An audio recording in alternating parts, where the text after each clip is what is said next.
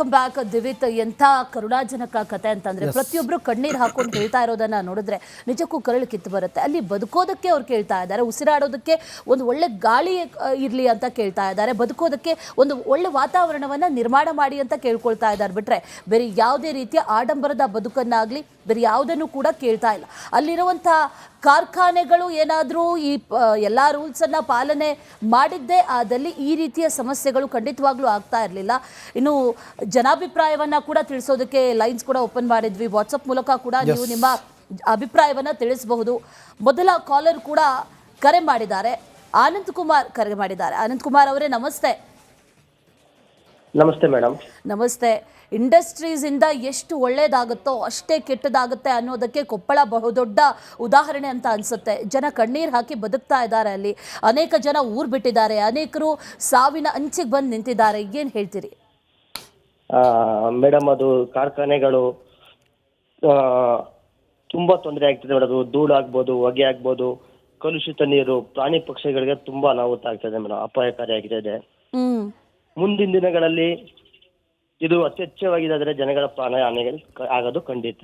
ನಿಜ. ಇದ್ರ ಬಗ್ಗೆ ಕಾರ್ಖಾನೆಯವರಾಗ್ಬೋದು, ಸಾರ್ವಜನಿಕರಾಗ್ಬೋದು, ಅಥವಾ ರಾಜಕಾರಣಿಗಳಾಗ್ಬೋದು ಇದ್ರ ಕಡೆ ಗಮನ ಕೊಟ್ಟು ಎಚ್ಚರಿಕೆ ವಹಿಸಬೇಕಾಗಿ ಮನವಿ ಮಾಡಕತ್ತೀವಿ. ಪ್ರತಿಭಟನೆ ಕೂಡ ಮಾಡಂಗಿಲ್ಲ ಅಂತ ಆನಂದ್ ಕುಮಾರ್ ಅವರೇ, ಪ್ರತಿಭಟನೆ ಕೂಡ ಮಾಡಂಗಿಲ್ವಾ? ನಾವು ನ್ಯಾಯನೂ ಕೇಳಂಗಿಲ್ವಾ?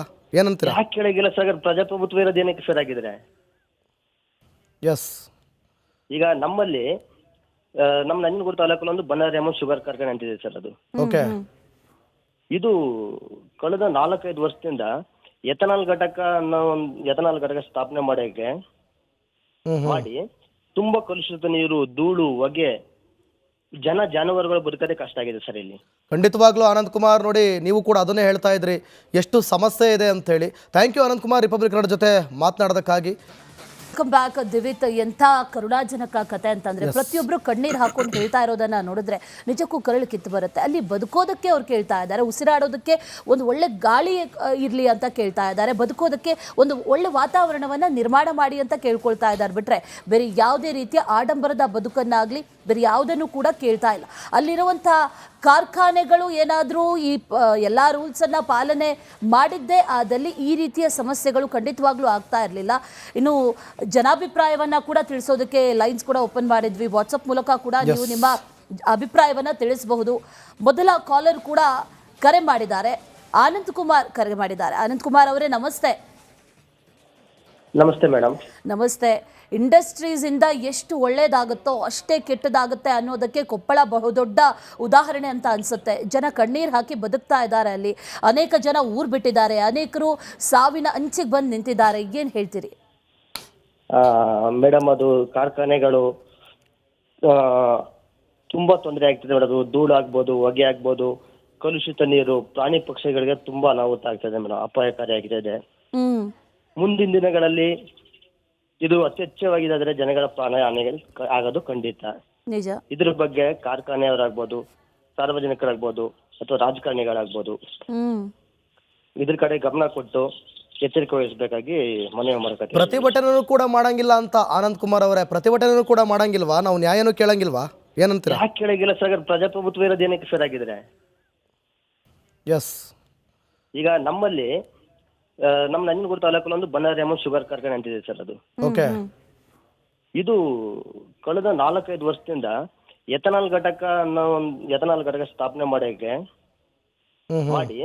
ತುಂಬಾ ಕಲುಷಿತ ನೀರು, ಧೂಳು, ಹೊಗೆ, ಜಾನುವಾರುಗಳು ಬದುಕೋದೇ ಕಷ್ಟ ಆಗಿದೆ ಸರ್ ಇಲ್ಲಿ. ಖಂಡಿತವಾಗ್ಲೂ ಆನಂದ್ ಕುಮಾರ್, ನೋಡಿ ನೀವು ಕೂಡ ಅದನ್ನೇ ಹೇಳ್ತಾ ಇದ್ರಿ, ಎಷ್ಟು ಸಮಸ್ಯೆ ಇದೆ ಅಂತ ಹೇಳಿ. Thank you Anand Kumar, republic Kannada ಜೊತೆ ಮಾತನಾಡೋದಕ್ಕಾಗಿ.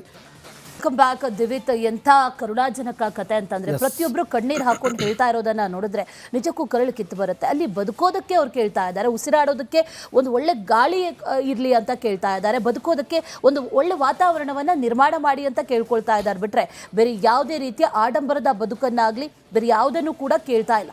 ಅಲ್ಲಿರುವಂಥ ಕಾರ್ಖಾನೆಗಳು ಏನಾದರೂ ಈ ಎಲ್ಲ ರೂಲ್ಸನ್ನು ಪಾಲನೆ ಮಾಡಿದ್ದೇ ಆದಲ್ಲಿ ಈ ರೀತಿಯ ಸಮಸ್ಯೆಗಳು ಖಂಡಿತವಾಗ್ಲೂ ಆಗ್ತಾ ಇರಲಿಲ್ಲ. ಇನ್ನು ಜನಾಭಿಪ್ರಾಯವನ್ನ ಕೂಡ ತಿಳಿಸೋದಕ್ಕೆ ಲೈನ್ಸ್ ಕೂಡ ಓಪನ್ ಮಾಡಿದ್ವಿ. ವಾಟ್ಸಪ್ ಮೂಲಕ ಕೂಡ ನೀವು ನಿಮ್ಮ ಅಭಿಪ್ರಾಯವನ್ನ ತಿಳಿಸಬಹುದು. ಮೊದಲ ಕಾಲರ್ ಕೂಡ ಕರೆ ಮಾಡಿದ್ದಾರೆ, ಆನಂದ್ ಕುಮಾರ್ ಕರೆ ಮಾಡಿದ್ದಾರೆ. ಆನಂದ್ ಕುಮಾರ್ ಅವರೇ ನಮಸ್ತೆ. ನಮಸ್ತೆ ಮೇಡಮ್. ನಮಸ್ತೆ. ಇಂಡಸ್ಟ್ರೀಸ್ ಇಂದ ಎಷ್ಟು ಒಳ್ಳೇದಾಗುತ್ತೋ ಅಷ್ಟೇ ಕೆಟ್ಟದಾಗುತ್ತೆ ಅನ್ನೋದಕ್ಕೆ ಕೊಪ್ಪಳ ಬಹುದೊಡ್ಡ ಉದಾಹರಣೆ ಅಂತ ಅನ್ಸುತ್ತೆ. ಜನ ಕಣ್ಣೀರು ಹಾಕಿ ಬದುಕ್ತಾ ಇದ್ದಾರೆ ಅಲ್ಲಿ. ಅನೇಕ ಜನ ಊರು ಬಿಟ್ಟಿದ್ದಾರೆ, ಅನೇಕರು ಸಾವಿನ ಅಂಚಿಗೆ ಬಂದು ನಿಂತಿದ್ದಾರೆ. ಏನು ಹೇಳ್ತೀರಿ? ಮೇಡಮ್, ಅದು ಕಾರ್ಖಾನೆಗಳು ತುಂಬಾ ತೊಂದರೆ ಆಗ್ತಿದೆ ಮೇಡಮ್. ಅದು ಧೂಳು ಆಗ್ಬೋದು, ಹೊಗೆ ಆಗ್ಬೋದು, ಕಲುಷಿತ ನೀರು ಪ್ರಾಣಿ ಪಕ್ಷಿಗಳಿಗೆ ತುಂಬಾ ಅನಾಹುತ ಆಗ್ತದೆ ಮೇಡಮ್. ಅಪಾಯಕಾರಿಯಾಗಿದೆ. ಮುಂದಿನ ದಿನಗಳಲ್ಲಿ ಇದು ಅತ್ಯಚ್ಛವಾಗಿದೆ, ಜನಗಳ ಪ್ರಾಣ ಹಾನಿ ಆಗೋದು ಖಂಡಿತ. ನಿಜ. ಇದ್ರ ಬಗ್ಗೆ ಕಾರ್ಖಾನೆಯವರಾಗ್ಬೋದು, ಸಾರ್ವಜನಿಕರಾಗ್ಬೋದು, ಅಥವಾ ರಾಜಕಾರಣಿಗಳಾಗ್ಬೋದು ಇದ್ರ ಕಡೆ ಗಮನ ಕೊಟ್ಟು ಎಚ್ಚರಿಕೆ ವಹಿಸಬೇಕಾಗಿ ಮನವಿ ಮಾಡ್ಕೊತೀವಿ. ಪ್ರತಿಭಟನೆನೂ ಕೂಡ ಮಾಡಂಗಿಲ್ಲ ಅಂತ ಆನಂದ್ ಕುಮಾರ್ ಅವರೇ, ಪ್ರತಿಭಟನೆನೂ ಕೂಡ ಮಾಡಂಗಿಲ್ವಾ? ನಾವು ನ್ಯಾಯನೂ ಕೇಳಂಗಿಲ್ವಾ? ಏನಂತೀರಾ? ಯಾಕೆ ಕೇಳಂಗಿಲ್ಲ ಸರ್? ಪ್ರಜಾಪ್ರಭುತ್ವ ಇರೋದು ಏನಕ್ಕೆ ಸರ್ ಆಗಿದ್ರೆ? ಎಸ್, ಈಗ ನಮ್ಮಲ್ಲಿ ನಮ್ಮ ನಂಜನಗೂಡು ತಾಲೂಕಲ್ಲಿ ಒಂದು ಬನ್ನಾರಿ ಅಮ್ಮ ಶುಗರ್ ಕಾರ್ಖಾನೆ ಅಂತಿದೆ ಸರ್. ಅದು ಓಕೆ. ಇದು ಕಳೆದ 4-5 ವರ್ಷದಿಂದ ಎಥನಾಲ್ ಘಟಕ ಸ್ಥಾಪನೆ ಮಾಡಿ ತುಂಬಾ ಕಲುಷಿತ ನೀರು, ಧೂಳು, ಹೊಗೆ, ಜಾನುವಾರುಗಳು ಬದುಕದೆ ಕಷ್ಟ ಆಗಿದೆ ಸರ್ ಇಲ್ಲಿ. ಖಂಡಿತವಾಗ್ಲೂ ಆನಂದ್ ಕುಮಾರ್, ನೋಡಿ ನೀವು ಕೂಡ ಅದನ್ನೇ ಹೇಳ್ತಾ ಇದ್ರಿ, ಎಷ್ಟು ಸಮಸ್ಯೆ ಇದೆ ಅಂತ ಹೇಳಿ. Thank you Anand Kumar, republic Kannada ಜೊತೆ ಮಾತನಾಡೋದಕ್ಕಾಗಿ. Welcome back. ದಿವಿತ್, ಎಂಥ ಕರುಣಾಜನಕ ಕತೆ ಅಂತಂದ್ರೆ ಪ್ರತಿಯೊಬ್ರು ಕಣ್ಣೀರು ಹಾಕೊಂಡು ಹೇಳ್ತಾ ಇರೋದನ್ನ ನೋಡಿದ್ರೆ ನಿಜಕ್ಕೂ ಕರಳು ಕಿತ್ತು ಬರುತ್ತೆ. ಅಲ್ಲಿ ಬದುಕೋದಕ್ಕೆ ಅವ್ರು ಕೇಳ್ತಾ ಇದ್ದಾರೆ, ಉಸಿರಾಡೋದಕ್ಕೆ ಒಂದು ಒಳ್ಳೆ ಗಾಳಿ ಇರಲಿ ಅಂತ ಕೇಳ್ತಾ ಇದ್ದಾರೆ, ಬದುಕೋದಕ್ಕೆ ಒಂದು ಒಳ್ಳೆ ವಾತಾವರಣವನ್ನ ನಿರ್ಮಾಣ ಮಾಡಿ ಅಂತ ಕೇಳ್ಕೊಳ್ತಾ ಇದ್ದಾರೆ. ಬಿಟ್ರೆ ಬೇರೆ ಯಾವುದೇ ರೀತಿಯ ಆಡಂಬರದ ಬದುಕನ್ನಾಗ್ಲಿ ಬೇರೆ ಯಾವುದನ್ನು ಕೂಡ ಕೇಳ್ತಾ ಇಲ್ಲ. ಅಲ್ಲಿರುವಂಥ ಕಾರ್ಖಾನೆಗಳು ಏನಾದರೂ ಈ ಎಲ್ಲ ರೂಲ್ಸನ್ನು ಪಾಲನೆ ಮಾಡಿದ್ದೇ ಆದಲ್ಲಿ ಈ ರೀತಿಯ ಸಮಸ್ಯೆಗಳು ಖಂಡಿತವಾಗ್ಲೂ ಆಗ್ತಾ ಇರಲಿಲ್ಲ. ಇನ್ನು ಜನಾಭಿಪ್ರಾಯವನ್ನು ಕೂಡ ತಿಳಿಸೋದಕ್ಕೆ ಲೈನ್ಸ್ ಕೂಡ ಓಪನ್ ಮಾಡಿದ್ವಿ. ವಾಟ್ಸಪ್ ಮೂಲಕ ಕೂಡ ನೀವು ನಿಮ್ಮ ಅಭಿಪ್ರಾಯವನ್ನು ತಿಳಿಸಬಹುದು. ಮೊದಲ ಕಾಲರ್ ಕೂಡ ಕರೆ ಮಾಡಿದ್ದಾರೆ, ಆನಂದ್ ಕುಮಾರ್ ಕರೆ ಮಾಡಿದ್ದಾರೆ. ಆನಂದ್ ಕುಮಾರ್ ಅವರೇ, ನಮಸ್ತೆ. ನಮಸ್ತೆ ಮೇಡಮ್. ನಮಸ್ತೆ. ಇಂಡಸ್ಟ್ರೀಸ್ ಇಂದ ಎಷ್ಟು ಒಳ್ಳೇದಾಗುತ್ತೋ ಅಷ್ಟೇ ಕೆಟ್ಟದಾಗುತ್ತೆ ಅನ್ನೋದಕ್ಕೆ ಕೊಪ್ಪಳ ಬಹುದೊಡ್ಡ ಉದಾಹರಣೆ ಅಂತ ಅನ್ಸುತ್ತೆ. ಜನ ಕಣ್ಣೀರು ಹಾಕಿ ಬದುಕ್ತಾ ಇದ್ದಾರೆ ಅಲ್ಲಿ.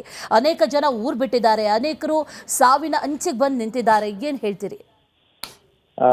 ಮೇಡಮ್, ಅದು ಕಾರ್ಖಾನೆಗಳು ತುಂಬಾ ತೊಂದರೆ ಆಗ್ತಿದೆ ಮೇಡಮ್. ಅದು ಧೂಳು ಆಗ್ಬೋದು, ಹೊಗೆ ಆಗ್ಬೋದು, ಕಲುಷಿತ ನೀರು ಪ್ರಾಣಿ ಪಕ್ಷಿಗಳಿಗೆ ತುಂಬಾ ಅನಾಹುತ ಆಗ್ತದೆ ಮೇಡಮ್. ಅಪಾಯಕಾರಿಯಾಗಿದೆ. ಮುಂದಿನ ದಿನಗಳಲ್ಲಿ ಇದು ಅತ್ಯಚ್ಛವಾಗಿದೆ, ಜನಗಳ ಪ್ರಾಣ ಹಾನಿ ಆಗೋದು ಖಂಡಿತ. ನಿಜ. ಇದ್ರ ಬಗ್ಗೆ ಕಾರ್ಖಾನೆಯವರಾಗ್ಬೋದು, ಸಾರ್ವಜನಿಕರಾಗ್ಬೋದು, ಅಥವಾ ರಾಜಕಾರಣಿಗಳಾಗ್ಬೋದು ಇದ್ರ ಕಡೆ ಗಮನ ಕೊಟ್ಟು ಎಚ್ಚರಿಕೆ ವಹಿಸಬೇಕಾಗಿ ಮನವಿ ಮಾಡ್ಕೊತೀವಿ. ಪ್ರತಿಭಟನೆನೂ ಕೂಡ ಮಾಡಂಗಿಲ್ಲ ಅಂತ ಆನಂದ್ ಕುಮಾರ್ ಅವರೇ, ಪ್ರತಿಭಟನೆನೂ ಕೂಡ ಮಾಡಂಗಿಲ್ವಾ? ನಾವು ನ್ಯಾಯನೂ ಕೇಳಂಗಿಲ್ವಾ? ಏನಂತೀರಾ? ಯಾಕೆ ಕೇಳಂಗಿಲ್ಲ ಸರ್? ಪ್ರಜಾಪ್ರಭುತ್ವ ಇರೋದು ಏನಕ್ಕೆ ಸರ್ ಆಗಿದ್ರೆ? ಎಸ್, ಈಗ ನಮ್ಮಲ್ಲಿ ನಮ್ಮ ನಂಜನಗೂಡು ತಾಲೂಕಲ್ಲಿ ಒಂದು ಬನ್ನಾರಿ ಅಮ್ಮ ಶುಗರ್ ಕಾರ್ಖಾನೆ ಅಂತಿದೆ ಸರ್. ಅದು ಓಕೆ. ಇದು ಕಳೆದ 4-5 ವರ್ಷದಿಂದ ಎಥನಾಲ್ ಘಟಕ ಸ್ಥಾಪನೆ ಮಾಡಿ ತುಂಬಾ ಕಲುಷಿತ ನೀರು, ಧೂಳು, ಹೊಗೆ, ಜಾನುವಾರುಗಳು ಬದುಕದೆ ಕಷ್ಟ ಆಗಿದೆ ಸರ್ ಇಲ್ಲಿ. ಖಂಡಿತವಾಗ್ಲೂ ಆನಂದ್ ಕುಮಾರ್, ನೋಡಿ ನೀವು ಕೂಡ ಅದನ್ನೇ ಹೇಳ್ತಾ ಇದ್ರಿ, ಎಷ್ಟು ಸಮಸ್ಯೆ ಇದೆ ಅಂತ ಹೇಳಿ. Thank you Anand Kumar, republic Kannada ಜೊತೆ ಮಾತನಾಡೋದಕ್ಕಾಗಿ.